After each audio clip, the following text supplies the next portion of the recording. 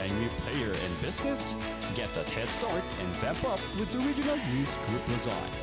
Advertise now and reach your target market. Achieve success and call us at 074-637-3947 or through our mobile number at 0960-289-2454. Send us a message at rngluzon@gmail.com. Seize the opportunity with the Regional News Group Luzon.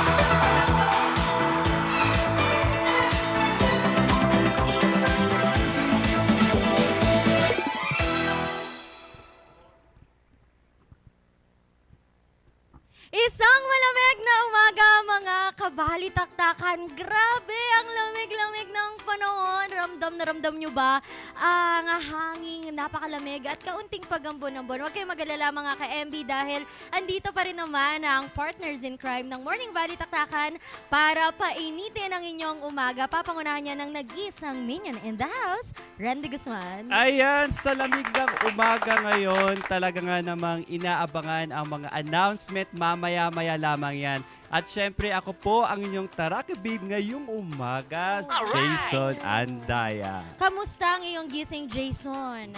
Sa sarap talaga ng tulog ko. Sa sobrang lamig, gusto kong itulog na lang. Pero syempre, kailangan natin magbigay informasyon. Manonood. Oo, tsaka inaabangan nila ang ating morning balitaktakan. Maraming salamat sa mga dito dumediretso pagkamulat pa lamang ng mga mata.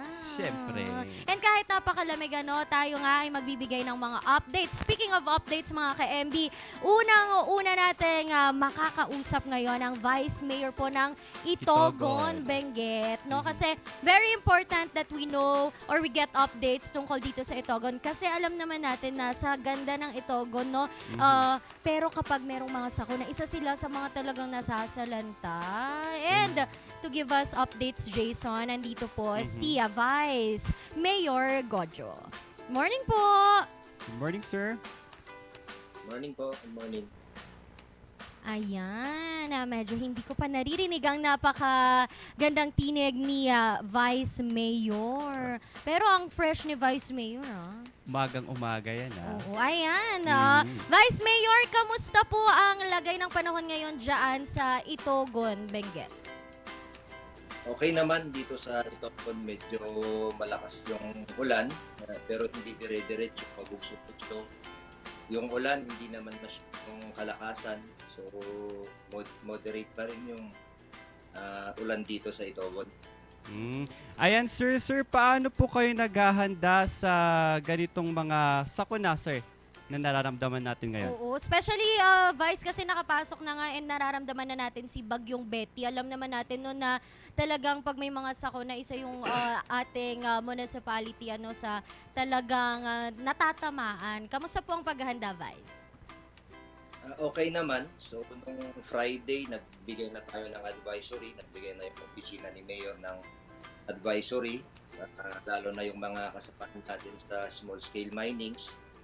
May advisory na sana hindi Mga nawalan ng kuryente, nagpa-fluctuate. Sa inyo ba, Jason? May kuryente kayo? Kagabi walang kuryente, tapos meron na naman ng mga midnight, tapos bumalik ulit siya. Pero ingat-ingat pa rin tayo. Oo, sa amin nga 6 na beses na namatay yung nawalan ng kuryente, bumalik. Para siyang alam mo to, Christmas lights. Parang Christmas lights, pero dapat alam mo, sabi nga nila, kapag ganitong mga pagkakataon, dapat daw ay patayin nyo yung inyong mga power ng kuryente para kasi hindi masira ang mga appliances natin. Na-try nyo na ba yung ganun, yung hindi na nag-on? Sira na yung TV namin. Bakit? gusto namin ituloy yung papanoorin namin, tapos wala na, pumutok na yung TV. At para naman sa ating weather update, Yes. kamusta naman kaya ang lagay ng panahon, Jason? Ayan. Bakit po natin? Tignan po natin. Ayun. So ngayong Tuesday po, May 30, ang weather update po ngayon, ang lowest temperature po natin ay 16 degrees Celsius. At ang highest temperature naman po natin ay 22 degrees Celsius. Umakyat po si Haring Araw ng 5:26 a.m. at lulubog po siya mamayang 6:21 p.m. So ayan pong ating weather update tama. ngayon. Dire-diretso na natin dahil nga ganito ang lagay ng panahon mga ka-MB. Dito sa Baguio City ay wala na pong pasok ang mula sa preschool hanggang elementary, mapa-public man o private. Ayan. Oo. And we still have other municipalities, cities around Northern Luzon na mga walang pasok. And we have a list to Jason, tama? Ayan. Siyempre, meron announcement din po sa Tuba, preschool to elementary, public and private, wala rin po tayong pasok. Pati na rin po ang Tublay, preschool to elementary, public and private, wala pong pasok. Ilocos Sur, all levels, at pati rin po ang work in public offices, Oo. public and private, wala rin pong pasok. Oo, mga government Oo. workers, and wala rin pong pasok, all levels sa Ilocos Norte, and hindi rin pinapayagan or talagang canceled din ang pasok ng mga government employees sa Ilocos Norte. As well, sa La Union naman, may pasok ang ating mga government employees, pero walang pasok ang lahat ng level ng or antas ng pag-aaral, Sa Isabela, wala rin po silang classes, all levels. Ito ay in-announce kaninang 5 a.m. in the morning. Siyempre, in the morning yun. AM yun, Jason. Siyempre naman. Oo. And Trinidad as well. Kamusta sa Trinidad, Jason? Yes, sa Trinidad po, elementary to preschool, wala rin pong pasok, public and private. At mag-aabang lang po tayo ng announcement din po sa Tarlac at Pangasinan. Oo. Kasi wala pa tayong nakitang update. Mga ka-MB, pwede ko yung maki-update sa aming Facebook page. You can find us at the Regional News Group RNG Luzon and our other social media platforms. Ano bang ating Ayan, meron din tayo sa ating Facebook.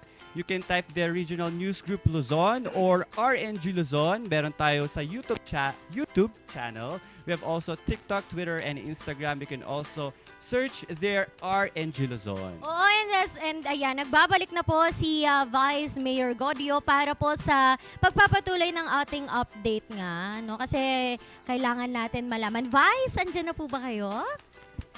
Oo, pasensya na. Oo, yung katanungan natin kanina, Vice, may pasok po ba ang mga mag-aaral at mga government employees dyan po sa Itogon, Benguet? Kahapon nag-announce na si Mayor walang pasok ang preschool hanggang elementary. May pasok ang high school. Of course, may pasok ang nasa gobyerno. So, yun yung update sa Itogon. Ayan, sir. Thank you so much po sa update. Sir, meron na po ba tayong mga na-evacuate na po ba ng mga taga-Itogon or may mga lugar na May na-landslide? mga areas po ba yes, na po, sir. binabantayan na landslide prone and may mga pinalipat po na ba tayo or in-evacuate ng pansamantala? As of now, wala pa. Lahat ng mga BDRRM na barangays ng Itogon nasa monitoring standby. Base sa report nila umaga, lahat naman wala pa ng landslides, lahat ng daan sa Itogon is passable. Lahat ng barangays are energetic. So hopefully magtuloy-tuloy ito hanggang mawala ang Ayan, sir. Maraming salamat po, sir, sa pag-update po sa amin. And hopefully, and we're praying also, sir, na sana ay wala pong mangyaring masama sa lugar nyo at sa iba pang lugar, syempre. Mensahe na lang po sa ating mga residents, Vice. siguro yung mensahe natin sa mga kailian natin na mga minero, tayo pa'y kumay niya, hanga sumsumrak tata, di bali may salangal daw, hopefully nubigat may aton iti petition iti munisipyo tayo. Ayun. So, yun lang po. Oo. Vice Mayor Ayan. Das Gojo, maraming salamat po sa pag-update. Sa mga susunod na araw po ay makikibalita pa rin po kami sa Itogon. Good morning, Vice, and thank you so much Thank po. you, sir. Thank you, Ren and Jason. At salamat. Salamat Thank you. po. And ayan nga. Ayan. Kasi Jason sa Itogon, no, madalas kasi pag may mga sakuna, yan ang isang binabantayan Oo. talaga. Kasi landslide prone, may mga minahan nga naman talaga tayo dito. And Well. yung, alam mo naman, yung bundok dito, no, talagang mahirap na kapag buhay ang nawala. Oo. So nga dagajay taga Itogon, ag-aluwad tayo amin or mag-ingat po tayong lahat. And makinig sa mga public advisories. Pero speaking of walang pasok, kanina in-announce namin yung mga lugar na walang pasok. Jason, marami ang nalilito, especially college students. Yes. Kailan ba kami talaga walang pasok? May mga kailangan ba namin mag-antay ng announcements? Ayan, dahil sa according po sa Commission on Higher Education, may sinasabi po dyan na automatic canceled or suspended lang po ha. Wala pa pong announcement ngayon na suspended ang klase. Baliban na lang kung signal number 3 po yan. At nakalagay din po dyan na canceled or suspended at the discretion ng local chief executives. So makikita po natin sa ating screen para po sa mga college student and graduate school na rin. Ibig sabihin, Jason, kapag signal number 3 mga ka-MB, hindi na natin kailangang antayin na sabihin na magkaroon ng Yes. announcements na Oo. walang pasok kapag college student ka. Pero kapag naman walang signal number 3, pwede ring ma-cancel kapag nag-announce itong ating mga government Yes. offices. So ayun mga kabalitaktakan, At huwag meron malilito. pa. Ay, Oo. yung according naman po sa DepEd New Department Order number 37, automatically na cancel po ang classes. Maliban na lang po, sabi po ng LGU na mga naka-issue po dyan sa ating screen. Mababasa po natin kung ano yung mga bakit ika-cancel ang mga klase. Ayun. Ayan mga ka-MBN. Good vibes naman tayo. Alam nyo ba na meron tayong Baguio Pride naman pagdating sa pagsasayaw? Jason, sino ba ang mga ito? Ayan. Balita ko mga bata pa itong Mga mga to. bata, Oo. mga estudyante yung mga to partner kasi nagbigay sila ng pride sa